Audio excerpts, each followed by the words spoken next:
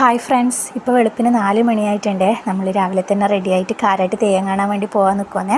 ഇപ്പോൾ 4 മണിക്ക് തന്നെ കരിഞ്ചാമുണ്ടിയും അതുപോലെ തന്നെ 5 മണിക്ക് നാഗേശ്വരി അമ്മയുണ്ട്. അപ്പം ഞാൻ ഇതുവരെ കണ്ടിട്ടില്ല, ഇന്ന് കാണാൻ വേണ്ടി പോകുന്നേ. അപ്പം നമ്മളേതായാലും കാരായിട്ട് എത്തിയിട്ടുണ്ട് കേട്ടോ. നമ്മൾ എത്തുമ്പോഴേക്ക് കരിഞ്ചാമുണ്ടി തുടങ്ങിയിട്ടുണ്ടായിരുന്നേ. പിന്നെ നിങ്ങൾക്ക് വീഡിയോയിൽ തന്നെ കണ്ടാൽ മനസ്സിലാവും, ആണുങ്ങൾ മാത്രമേ ചുറ്റുള്ളൂ. പെണ്ണുങ്ങൾ അങ്ങനെ അധികം തെയ്യത്തിനെ കാണാൻ വേണ്ടി നിൽക്കാറില്ല. തെയ്യത്തിൻ്റെ കലശവും കാര്യങ്ങളൊക്കെ കഴിഞ്ഞതിന് ശേഷമേ സ്ത്രീകൾ അടുത്തോട്ട് വരാറുള്ളൂ. തെയ്യം കെട്ടിയാടുന്ന സമയത്ത് ലൈറ്റെല്ലാം ഓഫാക്കിയിട്ടുണ്ടാവുകയെ. പിന്നെ ചൂട്ടിൻ്റെ വെളിച്ചത്തിലാണ് ബാക്കിയുള്ള തെയ്യത്തിൻ്റെ കാര്യങ്ങളൊക്കെ ചെയ്യുന്നത്. ലൈറ്റ് ഇട്ടതിന് ശേഷം നമുക്കൊക്കെ വന്നിട്ട് തെയ്യത്തിന് തൊഴാവുന്നതാണ്.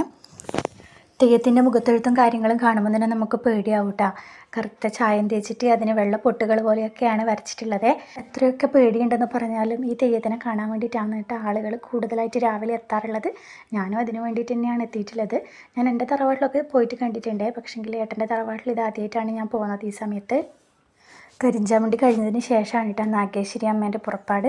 അപ്പോൾ അതുകൂടി കാണണം. ഇപ്പോൾ നിങ്ങൾ ഈ കാണുന്ന തെയ്യം തൊണ്ടച്ചൻ തെയ്യമാണ്. ഇതിന് രാത്രിയിൽ കിട്ടിയ തെയ്യമാണ്. അപ്പോൾ തൊഴാൻ വേണ്ടിയിട്ട് എല്ലാവരും നിൽക്കുന്നതാണ് കേട്ടോ.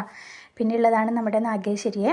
ഇതാണ് നമ്മുടെ നാഗേശ്വരി അമ്മ. അപ്പോൾ കണ്ടിട്ട് തൊഴാനും പ്രാർത്ഥിക്കാനും ഒക്കെയാണ് നമ്മളിപ്പോൾ എല്ലാവരും ഇവിടെ എത്തിയിട്ടുള്ളത്.